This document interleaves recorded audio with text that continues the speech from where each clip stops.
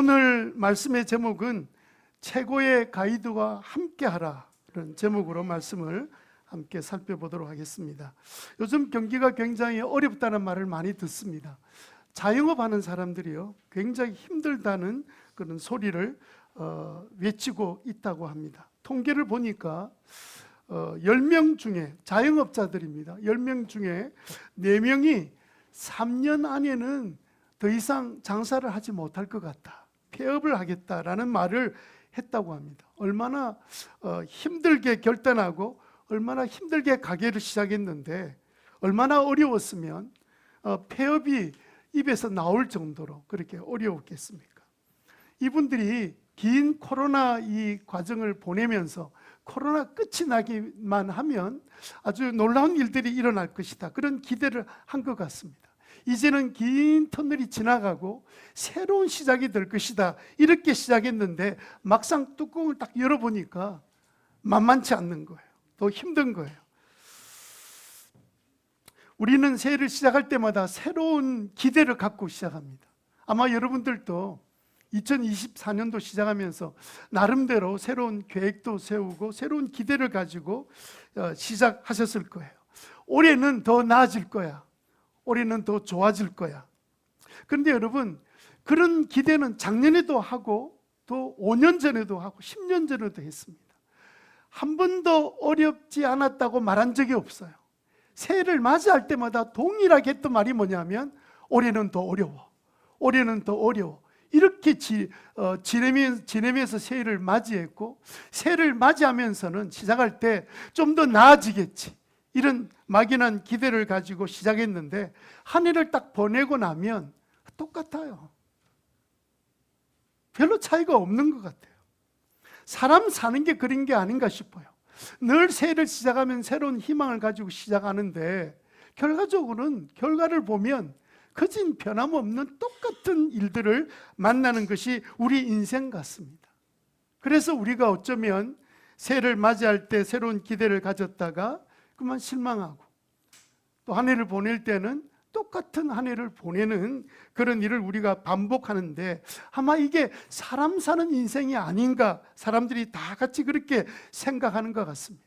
그러니까 사람이 사는 것은 작년이나 올해나 별 변화가 없다, 이렇게 보여집니다. 그런데 여러분, 우리 신자들은 얼마나 감사합니까?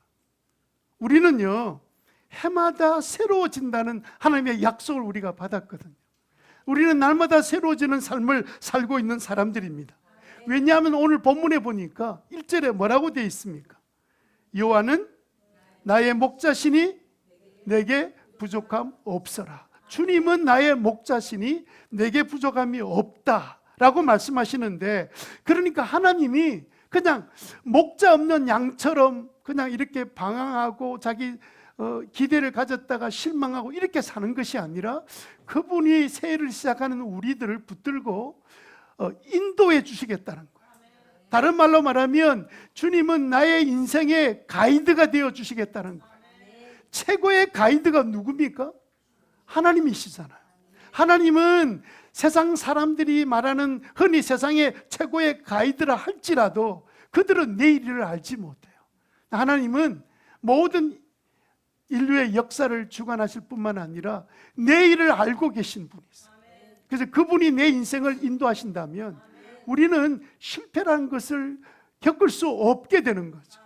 그래서 주님은 나의 목자가 되신다라고 생각하시는 이 구절은 양들에게 최고의 가이드는 누구냐면 목자입니다. 여러분, 목자 없는 양을 한번 상상해 보세요. 여러분, 2살, 3살 된 어린 아이의 부모가 없다고 생각해 보세요. 얼마나 답답하고 황당하겠습니까? 여러분, 목자는 양에게 가장 중요한 가이드가 되는데 우리 인생에 대해서 주님 말씀하실 때 너희들의 가이드는, 목자는 주님이시다, 하나님의 너희 인생의 목자가 되어 주시겠다, 이렇게 말씀해 주셨습니다. 가이드가 없으면요 헤매게 되어 있습니다. 여러분, 열심히 산 정상을 위해서 올라가는데 보통 하단에 있는 여러분 잘 아는 승악산 같은 경우에는 그냥 가이드가 필요 없어요. 그냥 여러분 우리가 보면 지도 한번 보고 대충 그냥 추리닝 입고 그냥 운동화 신고 그냥 올라가면 돼요. 올라가다 보면 사람들 가는 사람도 있고 그런 험한 산도 아니고 길이 다 만들어졌기 때문에 어려운 일이 전혀 없습니다. 그런데 여러분, 한 번도 가보지 못한 높은 산을 우리가 올라간다고 생각해 보세요. 산에 올라가는데 산은 높습니다. 한 번도 가본 적이 없습니다. 그러면 가이드가 없을 때는 너무너무 어려워요. 올라갔다가 도로 내려와야 되고 가던 일이 맞는지도 몰라서 방황하게 되고 걱정하게 되고 염려하게 되지만, 그 가이드가 있으면, 친구가 가이드가 되면 아마 그 올라가는 길이 굉장히 기쁘고 즐거운 그 산행이 될 거예요. 왜냐하면 나를 이끌어갈 가이드가 있기 때문에 그렇습니다. 여러분, 우리는 한 번도 가본 적이 없는 내일을 우리가 향해서 가고 있습니다. 여러분들은 이맘쯤 되면, 내일 아침에 이 시간 되면 여러분들은 새날을 맞이해서 하루를 시작하게 될 거예요. 여러분, 우리가 최고의 인생길을 가려고 생각하면 누구를 데리고 가야 되냐, 누구를 모셔야 되냐면 내 인생의 최고의 가이드만 있게만 하면 우리는 최고의 인생을 살아갈 수가 있습니다. 그런데 오늘 본문에 보니까 하나님은, 주님은 나의 목자가 되어 주시겠다. 그래서 우리에게는 뭐가 없어요? 부족함이 없지요. 최고의 가이드가 나를 인도하는데 내게 무슨 부족함이 있겠습니까? 안타까운 것은요, 이런 하나님께서 우리의 목자가 되어 주신다고 약속해 주셨는데도 불구하고, 예수 믿는다고, 오늘도 교회 나와서 예배 드린다고 하는데도 불구하고 주님을 내 인생의 가이드로 여기지 않고 그냥 무시하고 그냥 내 생각대로, 내 기대대로, 내 마음대로 살아가는 사람들이 얼마나 많은지 모릅니다. 그러니까 늘 불안한 거예요. 여러분, 인생 살면서 잘 안 돼도 불안하고 막 불만이 터져 나오죠. 잘 되면요, 불안 안 합니까? 이 잘 되는 일이 갑자기 사라질 것 같아요. 잘 안 되던 일이 어느 날 좋은 일이 딱 터지면 동시에 생기는 두려움이 뭐냐면, 이거 여기서 끝나는 거 아니야? 근데 여러분, 우리에게 우리 인생을 너무도 잘 아는 가이드가 다 계셔서 걱정하지 마. 내가 너와 함께 있잖아. 너가 가야 될 최고 길을 내가 인도할 거고, 네가 어려움을 당하면 내가 도와줄 거야. 주님이 나의 가이드로 계시는데 무슨 염려가 있겠습니까? 주님이 오늘 우리들에게 그렇게 말씀하고 계시는데, 마치 목자가 없는 양처럼 양은 흩어져 있는데 양은 아무런 무기도 없잖아요. 그냥 달려드는 야수들이 있으면 밥이 되는 게 바로 양들입니다. 그런 우리들을 향해서 주님께서 내가 너의 가이드가, 목자가 되어줄게, 그런 약속의 말씀을 주시니 우리에게는 부족함이 없다, 이렇게 고백하는 것이 맞는 것 같습니다. 제가 목회를 하다 보니까 부러운 목사들이 있습니다. 막 큰 교회 목사가 부러운 게 아니에요. 어떤 목사가 부럽냐면요, 그 아버지가 목회를 하셨던 목사였던 그 자녀인 친구 목사가 부러운 거예요. 여러분, 어릴 때부터 목회 현장을 보고 자라잖아요. 보통은요, 여러분 교회 다녀도 교회가 어떻게 어떤 일, 어떤 어려움, 어떤 과정으로 믿음이 자라는 건 눈에 안 보일 거예요. 그런데 여러분, 목회자는 늘 그 일을 위해서 하다 보니까 목회자의 자녀도 부모가 하는 일들을 보면서 남이 볼 수 없는 눈을 가지고 늘 관심을 가지고 보니까 어릴 때부터 보는 게 뭡니까? 목회 현장을 봅니다. 그리고 또 목회의 여러 가지 일들을 경험하는 그 아버지를 보면서 보고 배운 게 최고의 교육이잖아요. 어려울 때도 보고, 좋을 때도 보고, 힘든 과정에도 보고, 큰 일들을 앞두고 어떻게 일이 진행되는 것도 보고, 이렇게 자란 그 자녀가 나중에 목사가 된 친구들을 보면요, 폼이 좀 달라요. 저는 어려움을 만나면 이게 앞으로 어떤 일이 벌어질지 전혀 경험이 없기 때문에 막 염려, 걱정이 생기는데, 이 친구들은 생각이 다른 거예요. 일을 대하는 태도도 다르고, 그래서 폼이 다른 거예요. 우리는 주눅이 들어있는 동안에는 자기는 아무런 염려가 없는 사람처럼 이렇게 가는 거예요. 왜요? 어릴 때부터 늘 보고 자랐기 때문에 그런 거예요. 저는 저희 가정에 목회자가 한 사람도 없었습니다. 우리 장모님은 나중에 이제 만났으니까, 전도사님으로 사신 거니까. 교회를 목회하는 목회자가 없는 가정에서 제가 자랐습니다. 평생 이제 한 40년 동안 고생해서 목회를 하다 보니까 이제 조금 목회가 뭔지를 좀 알게 된 것 같아요. 이제 좀 알게 된 것 같아요. 그래서 이제 제 마음에 안타까움이 생겨서 제가 아들과 사이한테 그런 있는 자리에서 넌지시 이야기한 적이 있습니다. 아, 우리 집에 누가 목회할 사람은 없나? 저요! 뭐 이렇게 하기를 바라고 그렇게 이야기했는데 아무도 대답이 없는 거예요. 다 자기 일 한다고 열심히 하고 있는데 아직까지는 미동이 없습니다만은 제 마음에는 누군가 좀 목회를 한다 그러면 내가 그동안 살아왔던 삶을 좀 설명해 주고 가이드를 좀 해주고 싶은데 인생이 하나도 없어요. 물론 가정교회 목자로 평생 사는 게 의미가 있고 가치 있는 일이고 복된 일이에요. 그래서 저는 목사가 되든 목자가 되든 다른 영혼들을 섬기는 일을 하는 것은 너무도 중요한 일이다. 그런 마음이 제 마음속에 있습니다. 여러분은 어떻습니까? 여러분 지금까지 살아온 삶이 만만했습니까? 아무도 그렇지 않았을 거예요. 왜냐하면 처음 살아가는 길이었거든요. 그렇게 인생을 다 살다 어느 시점에 오니까 이제는 내가 뭔가 인생이 뭔지를 좀 알게 되어서 뭔가 좀 이야기를 해주고 싶은데 이 자녀들이 들을 마음이 없으면 아무런 소용이 없는 거예요. 자기도 인생 맞아요. 그래요. 자기 인생을 한 번도 살아보지 않은 자녀들이 자기 주관대로 하겠다는 거예요. 그러니까 말은 못하고 자꾸 말하면 꼰대가 되잖아요. 말은 못하고 그냥 속만 타는 거죠. 그래서 넌지시 돌려서 이야기하는데 돌려서 이야기하면 또 못 알아들어요.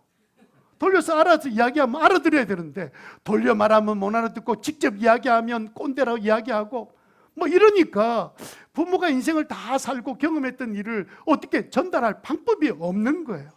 여러분, 그래서 저는 그 목회했던 그 부모님이 목회했던 그 자녀의 목회자들이 목회를 잘할 수밖에 없는 거죠. 보통 우리 부모들이 자녀를 키운다고 하면서 잘 시킨다는 게 맨날 공부하라는 압력만 줬는데 그렇게 하니까 자녀가 잘 되나요? 잘 안 되잖아요.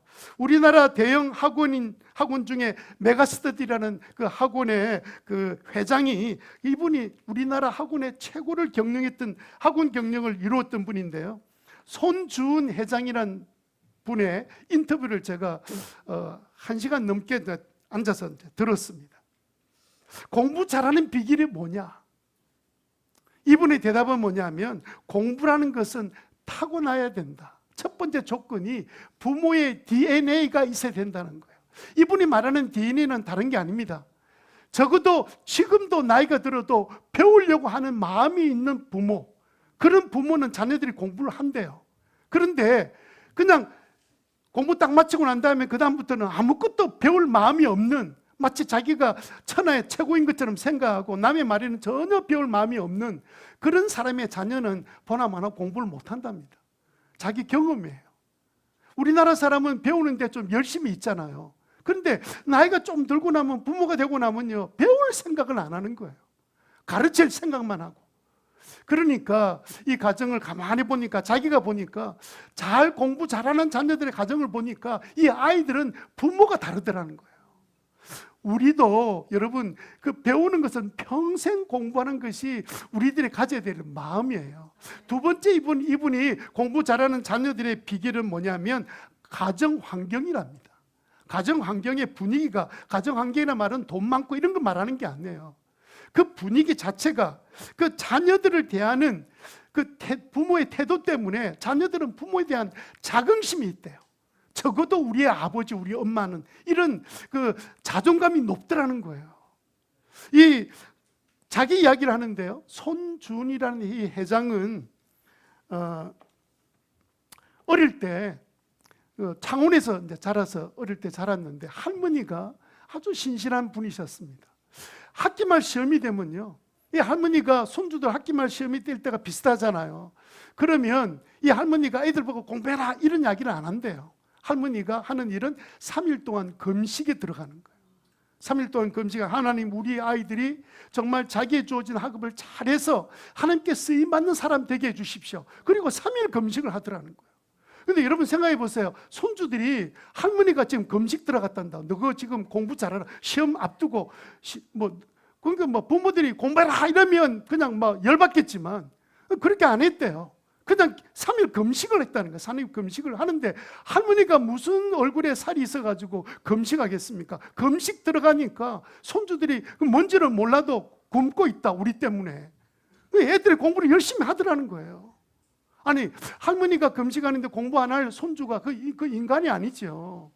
뭐는 몰라도 철은 없어도 이 할머니가 손주들이 하나님 앞에 나에게 크게 쓰임받기를 원하는 그런 마음 가지고 그렇게 금식에 들어가니까 그냥 뭐라고 이야기 아닌데 아이들 분위기가 공부하는 분위기가 되더라는 거예요. 여러분, 이분이 손준 회장이 크리스찬입니다. 이분이 그 집안에는 대부분 서울대 출신들이에요. 교수도 있고 막 이런 분들인데, 그렇게 된 이유가 뭐냐면 조금 전에 말씀드렸던 그 가정의 부모의 그 자세 때문에 그런 거예요. 두 가지라는 게 두 가지. 배우려는 부모, 그리고 어떻게 하든지 자녀들에게 뭔가 믿음의 자존감을 심어주는 그 부모, 그 환경이 그렇게 만들어 가더라는 거예요. 저는요, 두 가지 조건에 동의를 합니다만은, 그러면 그 부모가 배우는 부모가 없고 그런 환경이 없는 자녀들은 그러면 성공할 수 없다는 말입니까? 아닙니다. 저는 생각에 최고의 자기 인생을 인도해 줄 만한 최고의 가이드를 만나면 저는 인생이 변화된다고 생각해요. 비록 사람을 만나지 못해도 최고의 가이드가 되시는 하나님을 일찍 만나기만 하면 그 인생이 변화되는 삶을 살게 된 줄을 믿습니다. 저는 그런 사람 봤거든요. 제 친구 가운데는 부모님이 나환자였습니다. 고등학교 3학년 때 야간 다녔습니다. 시골에 다녔습니다. 공부할 시간이 없는데 낮에 가면 고아원에서 그게 기숙하려고 고아원에서 그냥 똥치고 가축 키우는 일을 하다가 저녁 되면 이제 학교에서 만나서 이제 고등학교 공부를 끝났습니다. 그 친구가요, 한 가지 분명한 것은 믿음이었어요. 부모님이 그런 가운데 있어도 믿음이 분명했습니다. 저희들 학교 만나면요, 그 학교에 야간 다니는 그 고등학생이 그냥 중간에 한 30분 쉬는 시간이 있거든요. 그러면 그 스탠드에 올라와서 이제 운동장 스탠드 올라가가지고 거기서 찬양을 부르면서 같이 이 친구가 찬양을 잘해요. 같이 찬양하면서 이렇게 지냈던 친구였는데, 이 친구 최근에 장신대 총장하고 은퇴를 했습니다. 최근에 은퇴를 했어요. 지금은 이제 다른 교회에 가서 이제 목회를 하고 있는 사람. 그 어려운 상황에서도 주님을 제대로 딱 믿고 가니까 인생이 다 변화되잖아요. 변화된 삶을 사는 게 당연한 일이거든요. 문제는 우리의 머릿속에 적어도 어떤 DNA를 가지고 사느냐가 문제예요. 머리 좋아라는 이야기가 아닙니다. 그분 이야기는. 배운에 대한 마음이 있느냐, 우리 가정의 가정 환경을 믿음의 가정으로 자녀들이 우리 부모 생각하면 그냥 부모에 대한 이 자긍심이 있느냐, 그렇게 자녀들을 키우느냐에 따라 달라진다는 거예요. 게다가 오늘 본문은 우리들에게 인생의 최고의 가이드가 되시는 주님을 목자로 삼으라, 그러면 내 인생에 부족함이 없다고 말씀하시잖아요. 이런 은혜를 누리는 저와 여러분 되시기를 바랍니다. 여러분, 처음에 이 구절을 대하면요, 주님은 나의 목자시니 내게 부족함 없어라? 이 또라이 아니야? 어떻게 부족함이 없어? 여러분, 길가에 나가서 만나는 사람마다 당신 혹시 삶에서 부족한 게 없습니까? 이러면 나 부족함이 없습니다. 100명 만나면 100명 중에 몇 명이 대답하겠습니까? 제 생각에는 한 명도 없다고 생각해요. 전부 다 사람들은 나는 뭐가 돈이 부족하고, 나는 뭐가 어떻게 부족하고, 나는 애인이 없고, 온갖 이야기들, 나는 건강에 문제가 있고, 전부 다 부족한 이야기를 다 한마디씩 할 거예요. 그런데도 불구하고 다윗은 어떻게 된 건지 부족함이 없다고 이렇게 말하고 있잖아요. 어떻게 이 사람은 부족함이 없다고 이렇게 말하는 거지? 이건 무슨 일이지?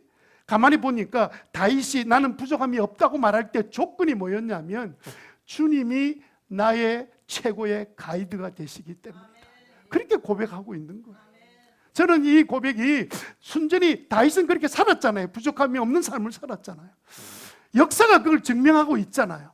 여러분, 성경에만 역사의 다윗이 있는 게 아닙니다. 예? 유대인들은요, 그 다윗의 후손이라는 것을 지금도 자긍심을 가지고 살고 있습니다. 어떻게 목동이었던 그가 지금도 존경받는 그런 인물로 살고 있게 된 겁니까? 그는 하나님을 자기의 가이드로, 목자로 여기고 살았기 때문이에요. 여러분도 그런 고백이 있게 되기를 바랍니다. 어떻게 하면 나도 부족함이 없다고 고백하는 인생으로 살 수 있을까요? 첫 번째로, 신자가, 믿는 사람, 우리가 최고의 가이드와 함께 하지 않으면, 주님을 가이드로 모시지 못하면 어떤 삶을 살게 될까요? 첫 번째요, 똑같이 삽니다. 어떻게 산다고요? 똑같이 산다. 쉽게 말하면 목자 없는 양처럼 산다는 거예요. 여러분 생각해 보세요. 양들은 있는데 돌본 목자가 없습니다. 그러면 그 양들은요 정말 남의 밥이 되기 쉽고요, 어떤 어려움에서도 그 스스로 자기를 보호할 능력이 없기 때문에 난처하고 힘든 일을 만나게 될 거예요. 여러분, 우리가 예수 믿는다고 하고 있지만 주님을 내 인생의 가이드로 여기지 않으면 산다고 애쓰고 막 노력하지만 보십시오. 여러분들 삶을 안 믿는 사람과 똑같이 살고 있잖아요. 늘 걱정하고 늘 염려하고 늘 좌절하고 그렇게 살아가는 삶을 우리도 사는 건데, 어떤 사람을 보면 참 직장에 들어가도 늘 불평이 떠나지 않고 인생을 살아도 늘 그냥 만족이 없고, 아니 예수 믿는데도 왜 똑같이 사냔 말이에요. 가만히 따지고 보면요, 왜 그렇게 만족하지 못하는 삶을 살까 보니까 가이드가 없는 거예요.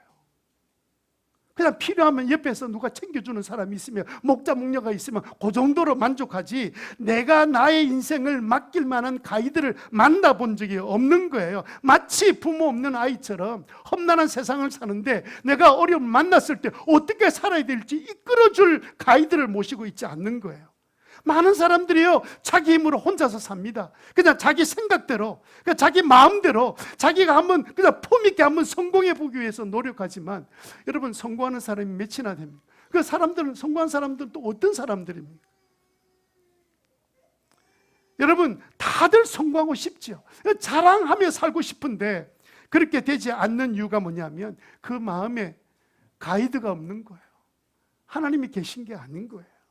그래서 막 그냥 지금은 정신없이 자기 힘으로 막 부지런히 합니다. 근데 조금 있으면 끝이 보여요. 그 인생의 갈 길이 보이는 거예요. 걱정이 안 될 수가 없어요. 여러분 인생을요 좀 여러분들도 나중에 한번 오래 한번 살아보세요.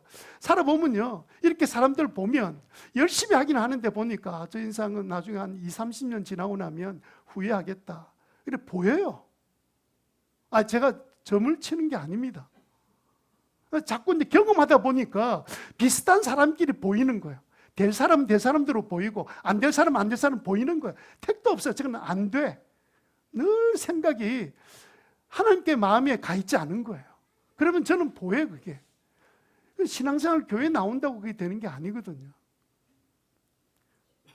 여러분 우리가 목자 없는 양처럼 똑같이 사는, 우리가 예수 믿는다는데 안 믿는 사람과 똑같은 그런 가이드가 없는, 어려울 때 도와줄 분이 없는 그런 인생을 살지 않게 되기를 바랍니다. 전도서 1장 9절 10절에 보니까 이런 말씀이 있더라고요. 이미 있던 것이 훗날에 다시 있을 것이며 이미 일어났던 일이 훗날에 다시 일어날 것이다. 이 세상에는 뭐가 없어요? 새 것이 없다. 10절 보세요. 10절을 같이 읽어봅시다. 시작. 그것은 이미 있었던 것, 우리보다 앞서 있던 곳이었다. 우리는 지금 새로운 인생 산다고 생각하죠. 우리 조상들이 똑같이 살았던 삶을 사는 거예요. 똑같이 사는 거예요. 나는 우리 부모처럼 살지 않아. 조금 세월 지나서 부모 나이쯤 돼 보세요. 내가 비슷하게 살고 있다는 사실을 알게 될 겁니다. 특별한 일이 안 일어나면 똑같은 길을 가요. 아니라고요? 그건 안 살아봤으니 그렇죠. 성경은 말하잖아요. 역사를 주관하신 하나님이 우리 인생에 대해서 말할 때 이렇게 말하잖아요. 훗날에도 있었던 일 지금도 있는 거야. 지금 있는 일 나중에 또 있을 거야. 똑같아. 인생 사는 게 똑같아. 이렇게 성경이 우리에게 말씀하고 계시잖아요. 제가 이집트에 여행 간 적이 있었습니다. 그때는 이제 그룹이 같이 단체로 여행을 가게 되었습니다. 목적지는 이집트를 거쳐서 이제 시나이 반도를 거쳐가지고 이제 예루살렘으로 들어오는 게 목적지였습니다. 근데 카이로 공항에 내렸는데, 그게 아가씨가 보니까 한국 아가씨야. 한국 아가씨 눈에 보면 보이잖아요. 중국 여자는 아닌 것 같고 일본 여자도 아니고 한국 아가씨인데 한 20대 중반쯤 된 것 같아요. 그래서 혼자 또 있어요. 그래서 아니 이집트에 혼자 왔어요 이랬더니 자 혼자 왔다는 거예요. 뭐하러 왔냐 그랬더니 여행 왔다는 거예요. 제가 얼마나 충격을 받는지 모릅니다. 원래 그 이집트 사람들 굉장히 좀 그 모슬림들 그 지역에 여자 혼자 가가지고 가끔 사람 죽기도 하거든요. 굉장히 어려운 지역에 이집트란 그 특별히 그 수도는 그 아무나 가는 곳이 아닌데 그 당시에도 뭐 한인 가족이 뭐 죽었던 사건이 막 신문에 나오고 이럴 때였는데 한국에 있을 때 뭐 스핑크스하고 피라미드 이걸 어떤 사진을 보면서 이게 아마 낭만에 빠져가지고 혼자 온 것 같아요. 근데 보니까 뭐 어느도 잘 준비된 것 같지도 않고 막 그냥 제가 마치 우리 집안에 무슨 뭐 친척 집안의 자녀처럼 걱정이 되는 거예요. 왜 걱정이 됐겠습니까? 가이드가 없이 온 거예요. 그냥 그 이집트에 딱 들어오면 누군가 가이드가 와서 끌고 데리고 가서 인도하는 그런 프로그램도 없어요. 그냥 온 거야. 하도 기가 찬데 뭐 어떻게 도와줄 방법이 없잖아요. 제가 그게 뭐 단체로 왔는데 그래서 어디 가려 그러냐니까 좀 시내 들어가려고 한다는 거예요. 시내 가려 그러면 적어도 이집트어를 말을 하든가 뭐 영어를 유창하게 하든가 가야 될 거 아니에요. 그러니까 막상 딱 내려보니까 어떻게 될지 당하게 되는 거예요. 이렇게 준비 안 한 사람도 있더라고요. 티켓만 끊으면 가긴 가잖아요. 그래서 이제 제가 한 가지 제안을 했습니다. 우리가 이제 단체로 왔는데 지금 우리가 머물 호텔에 먼저 버스가 가서 집 내리고 그 다음에 우리가 관광지로 갈 텐데 우리가 머무는 호텔이 시내에 있으니까 같이 가겠냐 이랬더니 너무너무 좋아하는 거예요. 한국 사람 만났더니 이제 뭐 이렇게 사람 좋게 생겼잖아요. 그래가지고 이제 호텔까지 이제 같이 그 뭐 팀의 이야기를 하고 이제 실어서 호텔에 내려놓고 그 다음에 이제 어쩐지는 몰라요. 그래 하여튼 잘 조심해서 다니다가 들어가라고 하고는 왔는데 그 다음에 어떻게 된지 저는 알지 못한 마치 목자 없는 양 보는 같은 거예요. 너무 답답한 거예요. 제가 그러면서 이 본문을 생각할 때 우리가 인생을 살면서 내일을 알지 못하는데 그냥 가이드 없이 자기 인생 가이드 없이 살아가는 사람들을 생각하니까 너무 비슷한 것 같은 거예요. 여러분, 주님을 가이드로 모시고 살아가는 삶은 부족함이 없지만 여러분의 인생길을 그냥 뭐 다들 다 살아가니까 나도 그냥 갈 수 있어. 내 나름대로 지금까지 배운 것, 경험한 것 가지고 살 수 있어. 근데 이렇게 여러분 살아간다면 여러분들은 최고의 인생을 살기는 굉장히 어렵습니다. 가이드 없이는 못 살아요. 여러분 이제 직장생활 조금만 들어가 보면요, 그게 내 노력만 가지고 되는 게 아니에요. 그래서 안 믿는 사람이 이런 말 하잖아요. 하늘이 도왔다, 나는 운이 좋았다, 이런 말 하잖아요. 이게 내 힘으로 되는 게 아니에요. 여러분 직장생활 한번 해보세요. 그게 마음대로 되는가? 내가 마음대로 할 수 있는 일이 있는가? 직장에서 그냥 시키는 일, 그 정도 하는 일밖에 없어요. 그러니까 여러분, 우리 인생을 걸어갈 때는 혼자는 굉장히 힘들고 어렵습니다. 그럼 우리는 어떻게 됩니까? 두 번째는요, 신자는요, 어떻게 하면 최고의 가이드가 되시는 예수님과 주님과 함께 할 수 있을까요? 두 번째 우리가 기억할 것은 꽉 붙잡아야 됩니다. 꽉 붙잡아라. 시작. 무엇을 꽉 붙잡으라고요? 그 가이드를 꽉 붙잡아야 돼요. 여행 가는 사람은 지가 그냥 볼 게 좋을 게 있다고 막 그냥 팀에 벗어나서 혼자서 막 있다가 어느 날 보니까 팀 전체가 없어져 버렸어. 그럼 얼마나 황당하겠습니까? 근데 또 그 가이드가 데려간 팀들은 버스 안에 들어와서 다 온 줄 알고 출발했는데 보니까 또 돼지 한 마리가 없는 거예요. 얼마나 황당합니까? 여러분, 우리가 정말 최고의 인생을 살려면 최고의 가이드가 누군지를 알고 그분을 꽉 붙들고 살아가는 것이 얼마나 유익한지 여러분 알게 되시기를 바랍니다. 우리 1절 한번 더 읽어볼까요? 1절 우리가 이번 주 외워야 될 암송 구절입니다. 시작. 주님은 나의 목자시니 내게 부족함 없어라. 주님은 누구의 목자라고요? 나의 목자, 내 개인의 목자라고요. 그러니까 부족함이 없죠. 여러분, 이 말씀을 믿게 되시기를 바랍니다. 하나님을 나의 목자로 딱 정말 목자 되신 그분을 내가 딱 모시고 살아가면 그때는 진짜 부족함이 없는 삶이 시작되는 거예요. 2절에 보시면 2절 시작.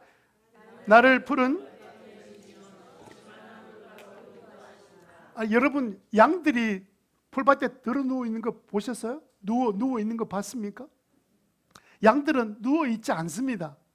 양들은요 웅크리고 있어요. 자더라도 항상 웅크리다가 이게 자기가 약한 줄 알기 때문에 바시락 소리만 딱 들으면 벌떡 눈을 떠가지고 사방을 돌아보는 게 이 양들입니다. 예? 불안하잖아요. 그런데 얼마나 목자가 좋았는지 이제는 그냥 들어 누워가지고 집안에 요즘 고양이 키우시는 분이 있죠. 개 키우는 거 보면 요즘은 자기가 사람인 줄 알고 침대에 딱 들어 누워가지고 어떤 거는 심한 거는요 이렇게 자빠져서 자더라고요. 이렇게. 그렇게 또 주인한테 이불까지 덮어줘요. 이불 딱 덮고 이렇게 자는 거 보니까 이게 지가 사람인 줄 착각하고 있구나. 얼마나 편하면 여러분 길가에 있는 고양이 그런 거 없습니다. 길가에 들어 누우는 고양이 봤습니까? 전부 다 웅크리고 있어요. 그냥 의에다 어디 그냥 앉을 자리에 이렇게 엎드려가지고 이렇게 졸고 있는 거지 어디다 들어 누워서 자고 있어요. 근데 양들이 지금 이게 누워 있잖아요. 양들이 눕는 짐승이 아닌데 얼마나 목자가 잘 챙겨주면 들어 누워 있겠어요. 부족함이 없도록 만들어 주신다고 말씀하고 계시잖아요. 먹을 것이 없으니까 풀밭으로, 마실 물이 필요하니까 실만한 물가로 목자가 알아서 인도해 주는 것처럼 하나님께서 우리의 필요를 따라 인도하시는 하나님 되심을 믿으시기 바랍니다. 3절 보실래요? 3절 시작. 나에게 다시 새 힘을 주시고 당신의 이름을 위하여 바른 길로 나를. 여러분 내가 새 힘을 얻지요. 필요한 것들 채워주시니까, 먹고 마시니까 힘을 얻었던 이 양이 가는데 그 목자가 아주 험난하고 악하고 못된 길로 인도하겠습니까? 주님이 어떤 길로 인도하시겠어요? 최고 선하고 어려운 길로 인도하시는 거죠. 올바른 길, 정말 가야 될 길을 가는 거죠. 우리는 곁눈질할 필요가 없어요. 그 목자만 꽉 붙들고 나면 그 목자가 인도하는 그 길을 가게 되는 겁니다. 그래서 여러분이 아침에 일어나가지고 하루를 시작하기 전에 말씀을 읽고 그 말씀이 나를 인도하는 대로 따라가는 것은 얼마나 안전한 일이고 의의 길인지 모릅니다. 그런 고백이 여러분의 고백이 되시기를 바랍니다. 4절 다 같이 읽어볼까요? 시작. 내가 비록 죽음의 그늘 골짜기로 다닐지라도 주님께서 나와 함께 계시고 주님의 막대기와 지팡이로 나를 보살펴 주시니 내게는 두려움이 없다. 여러분 우리가 살다 보면 꼭 좋은 일만 생깁니까? 생각지 못했던 다른 사람 때문에 엉뚱한 사고가 터지고 문제가 일어나고 억울한 말을 듣게 되고 어떤 때는 또 누명까지 쓸 때가 있습니다. 여러분 직장에 가면 여러분 그런 일이 있습니다. 실컷 내가 있는데 위에 있는 부장이 자기 이름으로 막 결제하고 뭐 이런 일도 생기고요. 별의별 일이 다 생깁니다. 여러분 그렇게 답답한 일이 생길 때 그때 어떨 때는요 아이고 이제는 막 더 이상 못 살겠다, 차라리 이렇게 죽는 게 낫지, 더 이상 못 살겠어, 나는 이게 끝이야, 이런 마음을 가질 때가 찾아올 때 있는데 그때는 주님께서는 어떻게 인도하실까요? 그때 우리는 너무 답답해서 하나님이 왜 이렇게 어려움을 나에게 허락하시고 나한테 왜 이렇게 죽음의 그늘 골짜기로 나를 지나가도록 만드십니까? 이렇게 우리는 질문하고 탄식하지만 그때 주님이 어디 가신 게 아니에요. 뭐라고 되어 있습니까? 4절에 주님이 나와 어떻게 계신다고요? 함께 계시고 있는 거예요. 내가 눈에 안 보여서 그렇지 주님은 지금도 우리와 함께 계심을 믿습니다. 그런데 그 주님이 어려움을 만나고 있을 때 어떻게 하시나요? 주님께서 직접 지팡이와 막대기로 나를 보살펴 주신다. 그러니까 나는 이제는 더 이상 두려움이 없어요. 나는 두려움이 없다는 이 말은 무슨 말이냐면요, 내가 경험해 보니까 이제 나는 두려울 게 없어. 어려움이 생겨도 어려운 가운데 참 죽음의 그늘이 막 그냥 드리워지는 순간에 눈에 봐도 나는 걱정할 게 없어요. 왜? 이전에 이미 내가 그 가운데 하나님께서 막대기로 지팡이로 나를 보호해 주신 것을 내가 경험했거든요.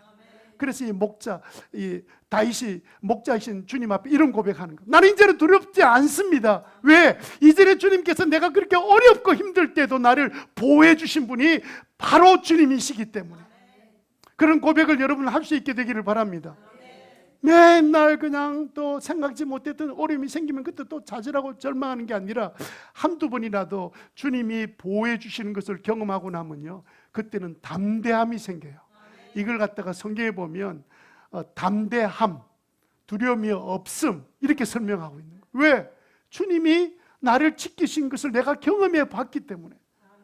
여러분, 인생을 살다가 어려움이 생기고 나면 그런 마음이 딱 생기는 거예요. 그래서 여러분, 우리는 뭐만 해야 되냐면 우리가 할 일은 그 주님을 꽉 붙드는 일을 우리가 하기만 하면 됩니다. 마가복음 5장 27절에 보니까 이런 구절이 나오더라고요. 이 여자가 예수의 소문을 듣고서 뒤에서 무리 가운데로 끼어들어와서는 예수님의 옷에 손을 대었다. 이런 구절이 나오지요. 이분은요, 혈류병에 걸린 여인이라고 성경에 기록되어 있는데, 이 혈류병은 우리나라 말로 하면 혈우병입니다. 혈우병. 혈우병이 뭐냐면요, 내장이나 속에서나 신체에 상처가 생기면 피가 나는데 피 나는 것이 멈추지 않는 병입니다. 우리나라에 이런 사람 많습니다. 10,000명 중에 1명이 그런 사람이 있답니다. 그럼 여러분, 피가 나면 어느 날 보니까 따까리가 안 째요. 뭐 때문에 그렇게 따까리 앉습니까? 따까리 앉으라고 기도했습니까? 아니죠. 이 피 안에 응고인자가 들어있기 때문에 그냥 응고가 되는 거예요. 그런데 이 혈우병 환자들은 응고하는 인자가 부족해서 생긴 병이에요.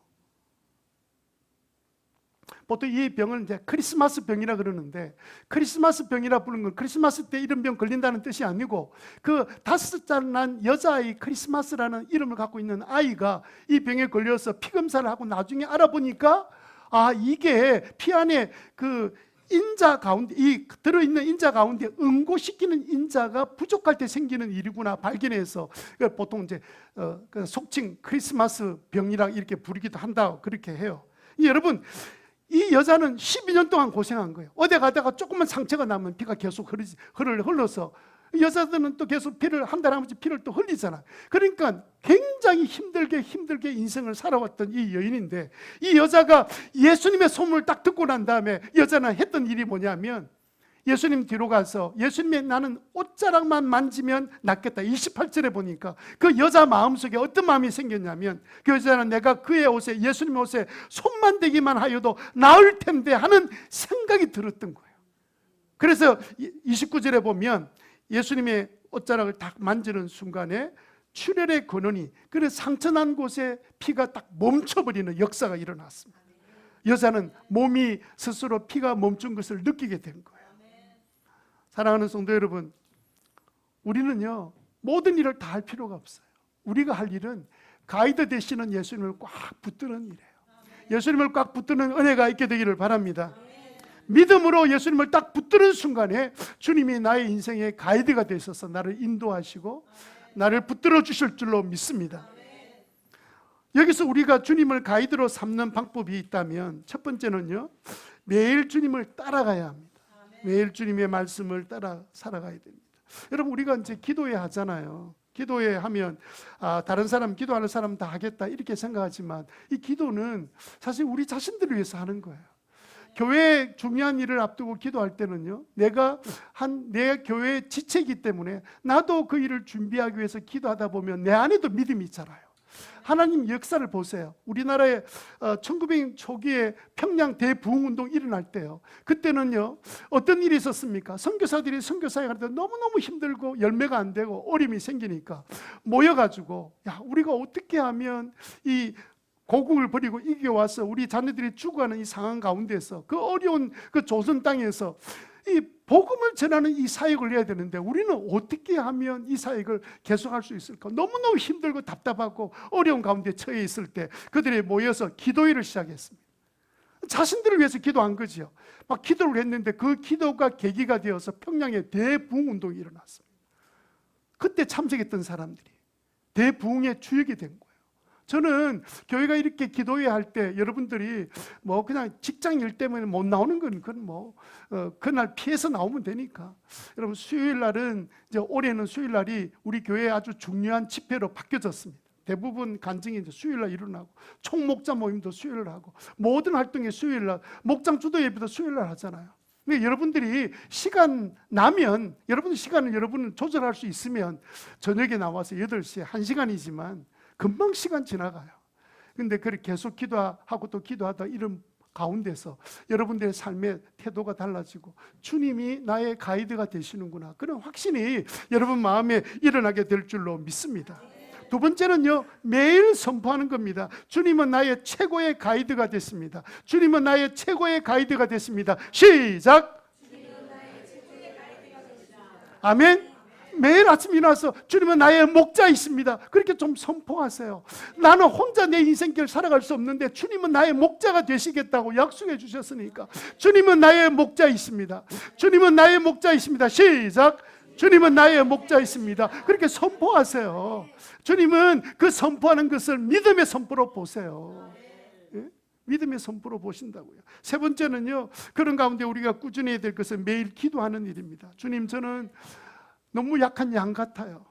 주님이 또 붙들어 주시지 않으면 나는 하는 것 보니까, 행하는 것 보니까 나는 끈기도 부족하고 결단도 부족하고 나는 왜 이렇게 부족한 점이 많은지 모르겠습니다. 당연하지, 양이니까. 예? 그럴 때 주님, 나는 주님이 필요해요. 목자가 필요해요. 가이드가 필요해요. 주님이 나의 가이드가 되어주세요. 그렇게 여러분 기도할 때 주님이 몰라라 하시겠어요? 우리 마음속에 확신을 주세요. 바른 길로 인도할 용기도 주시고요. 그 일을 행할 만한 자신감도 생기게 해주시고, 기도하는 가운데 우리 안에 놀라운 변화들이 일어나게 될 줄 믿습니다. 조금 전에 우리가 불렀던 나는 믿노라 이 찬양, 수요 찬양팀이 이번 수요일날도 좀 불러주시면 좋겠는데, 김석균 목사님이 지은 찬양입니다. 이분이 찬양곡이 한 400곡 되는데요. 사랑의 종소리, 뭐 예수가 좋다고, 찬양은 언제나, 뭐 찬양이 언제나 넘치면, 이런 곡 있잖아요. 주의 길을 가리, 이런 곡들은 전부 다 이분이 작사 작곡한 곡이에요. 이분이 2021년도 3년 전에 암 판정을 받았습니다. 이 암 판정을 받았는데 전립선 암이었습니다. 얼마나 그 충격 받았겠습니까? 아니, 평생을 주를 위해서 찬양하고 또 찬양 집회도 인도하고 이러면서 살아온 목사님인데, 가만히 딱 병원에 가서 진단을 보니까 당신은 암입니다. 딱 듣는 순간에 우리 같으면 절망이 안 되겠습니까? 아이고 하나님, 내가 주를 위해서 어느 곳이든지 가라 그러면 가서 찬양하고 주를 위해서 이제까지 살았는데 이게 무슨 일입니까? 그리고는 자기 자신을 돌아보니까 자기가 할 일이 없는 거예요. 그래서 자신을 돌아보면서 내가 할 일이 도대체 뭔가 생각해 보니까, 그래도 주님이, 나의 주님이 계시니까 내가 주님을 붙잡아야지 하고 주님을 꽉 붙들었습니다. 주님, 그 어려운 중에 주님만이 나를 치료하시고 나를 구원하실 수 있습니다 라고 치료하는 가운데 깨끗이 나았습니다. 그때 그분이 만드신 찬양이 뭐냐면, 여러분 잘 아는 왜 나만 겪는 고난이냐고, 이런 찬양이에요. 이 찬양 같이 우리가 한번 방송실에 좀 찾아주시면 좋겠습니다. 왜 나만 겪는 고난이냐고, 이 찬양을 부르게 되었습니다. 이 찬양을 하나님 주셨는데, 이 자기가 자기 몸을 치료하는 가운데 하나님께서 어떻게 역사하시는지 이 역사를 경험하고, 하나님 나에게 고난을 주신 이유가 있구나. 이 고난을, 찬양을 부르면서 수많은 성도들이 이 찬양을 통해서 위로받고 힘을 얻었습니다. 근데 여러분, 이 찬양곡이 나오고 난 다음에 이분이 갑자기 더 유명해져서 미국에서도 초청 집회가 왔습니다. 그래서 이분이 미국 집회 가서 찬양을 부르면서 집회 때 찬양 부르는데 앞에 있는 한 여성도가 얼마나 우는데, 그냥 보통 갑자기 막 그냥 눈물이 쏟아져서 그냥 주체를 못하는 거예요. 그냥 우는데 찬양 집회 하기가 좀 곤란할 정도로 우는 거예요. 그런데도 불구하고 이 목사님이 찬양을 계속 하고 난 다음에, 집회 끝난 다음에 그분을 이제 그게 목양실로 이제 불렀습니다. 아니, 왜 그렇게 우셨나요? 이렇게 물었대요. 그랬더니 몇 년 전에 자기 사랑하는 아들이 죽었는데 그게 이해가 안 되더라는 거예요. 내가 용납이 안 되더라는 거예요. 어떻게 하나님이 그럴 수 있습니까? 이 원망과 분노가 마음이 딱 차가지고 아들 장례식 하는데 눈물이 하나도 안 나는 거예요. 눈물이 안 나는 이유가 뭐냐면 슬프지 않은 게 아니라 너무 마음에 분노가 생기고 막 그냥 이 화가 나가지고 그 장례를 치는데도 불구하고 눈물 한 방울 나지 않더라는 거예요. 얼마나 힘들었으면. 그리고 이제 김석균 목사님 찬양 집회하는데 왜 나만 겪는 고난이냐고 이 찬양을 부르는데 울음이 터진 거예요. 터지는데 그동안 자기가 늘 원망하고 분노했던 그 하나님께서 나에게 왜 고난을 주셨는지 그 이유를 그때 비로소 깨닫고 우는데 막 울음이 터져서 울었다는 거예요. 그래서 그 목사님이 오늘은 마음껏 우세요. 그 자매가 그날 울며 찬양하는 동안에 자기 속에 그동안 몇 년 동안 있었던 엉어리가 다 해결이 된 거예요. 풀리게 된 거예요. 목사님은 전립선 암을 통해서 왜 나만 겪는 고난, 남이 겪는 고난을 잘 알지 못하다가 이 고난을 통해서 찬양을 작사 작곡하게 되고, 그리고 그 여인처럼 치유되는 역사가 나오고, 전국의 찬양을 부르면서 치유받은 사람이 한두 사람이 아니에요. 오늘 이 시간 우리가 하나님에 대해 좀 섭섭한 마음, 분노의 마음이 있다면 찬양 부르는 동안에 치유되는 역사가 일어나게 되기를 바랍니다. 교사 생활을 한 20년 하셨는데요, 전공이 국어였습니다. 국어 과목을 가르치는 교사였습니다. 근데 교사 생활을 하면서 이분이 찬양을 좋아하기 때문에 교회에서 찬양도 부르고 이 사역도 하면서 이제 교사 생활을 하는데, 어느 날 갑자기 목이 콱 막히는데 목이 쉬어버린 거예요. 소리가 안 나오는 거예요. 여러분, 목에 소리가 안 나면 국어 과목의 교사가 가르칠 수 있습니까? 갑자기 병원에 갔는데 병원 의사도 이게 뭐 특별히 좀 쉬세요 뭐 이런 이야기밖에는 하질 못하고 그냥 목에 소리가 나오지 않는 거예요. 그러니까 찬양을 할 수 있습니까? 그래서 이분이 고민하다가 20년 되었을 때 이분이 사직서를 내고 교사로 딱 이렇게 이제 교편을 정리를 했습니다. 사직서를 내고 집에 들어와서 쉬고 있는 동안에 갑자기 목이 확 풀리는데 너무 웃기는 거예요. 사표 딱 내고 나니까 목이 딱 터진 거예요. 가서 사표 이 수리를 취소하겠습니다 할 수도 없고, 그래가지고 이분이 그 다음부터 또 뭐 찬양을 계속하게 시작하면서 왜 하나님께서 나에게 그냥 목을 꽉 잠기게 만드셔서 사직하게 만들고 나오자마자 또 목이 터져가지고 이렇게 막 목소리가 제대로 살아나고 찬양하게 하는, 이게 도대체 무슨 일인가 막 고민하고 기도하다가 하나님이 나를 완전히 찬양의 풀타임으로 사역하기 원하시는구나, 그렇게 그 사실을 깨닫고 비로소 본인은 생각지 못했던 신학교에 가서 그 다음에 찬양 사역을 하기 위한 목회자의 길을 걷게 되었습니다. 그렇게 그 삶을 살면서 지금은 수많은 사람, 우리 교회 그냥 뿐만 아니라 수많은 교회에서 이 찬양 얼마나 많이 부릅니까? 예? 그런 놀라운 일에 쓰임받는 하나님께서 최고의 가이드가 되셔서 그분을 인도하신 거예요. 그분만 인도하셨겠습니까? 우리도 인도하시죠. 그래서 우리도 그분처럼 주님을 꽉 붙들면 어떤 일이 일어나느냐. 세 번째로요, 최고의 인생을 삽니다. 최고의 인생을 산다는 말은 뭐 대통령이 다 되고 뭐 그냥 부자가 되고 이런 뜻이 아니라, 이제까지 내가 기대하고 생각했던 것보다 더 뛰어넘는, 상상하지 못했던 그런 인생의 삶을 살게 만들어 주신다는 거예요. 나는 요 정도 살았으면 좋겠다 이러는데, 내가 주님을 꽉 붙드는 순간부터 주님은 나에게 주신 은사를 통해서 크게 쓰시기를 원하신, 생각지 못했는데 나의 기술을 통해서 더 큰 역사를 이루어 가시는 하나님의 은혜를 말씀하고 계시는 겁니다. 여러분들은 내가 생각하는 지혜와 내가 생각하는 기대와 상상을 뛰어넘는 하나님 일에 쓰임 받는 사람 되려면 주님을 꽉 붙드는 순간에 그 역사를 주님이 시작하게 되시는 줄 믿으시기를 바랍니다. 왜냐하면 그분은 우리의 아버지가 되시잖아요. 우리의 최고의 가이드가 되시잖아요. 그분은 여러분 꼭 믿을 때 그런 역사가 일어나게 돼요. 여러분, 시편 23편 5절 말씀에 뭐라고 말합니까? 주님께서 내 원수들이 보는 앞에서 내게 잔치상을 차려주시고 내 머리에 기름을 부으시어 나를 귀한 손님으로 맞아주시니 내 잔이 넘치나이다. 다윗이 주님을 목자로 삼고 나니까 하나님께서 그 인생의 삶의 모든 부분에 자기가 잔을 갖고 있으면 하나님이 부으시는데 차고 넘치도록 채워주시는 거예요. 차고 넘치니까 다윗이 뭐라고 했겠습니까? 아이고 하나님 됐습니다, 그만하세요, 그만 부으세요, 이렇게 말할 정도로 차고 넘치는 삶을 누리게 되었습니다. 여러분, 2024년도 여러분 올해 여러분들이 인생에 차고 넘치는 하나님의 은혜를 경험하기를 원하신다면 주님을 여러분의 목자로, 가이드로, 인생의 가이드로 꽉 붙드는 역사가 일어나게 되기를 바랍니다. 머리에 기름을 부으셨으니, 여러분 기름을 부었다는 것은 사명을 주셨다는 뜻이기도 하고, 그 당시는 기름이 치유의 일에 썼기 때문에 우리 안에 있는 내적인 치유를 설명하기도 해요. 6절에 보니까 진실로 주님의 선하심과 인자하심이 내 사는 날 동안 나를 따르리니 나는 주님의 집으로 돌아가 영원히 그곳에서 살겠습니다.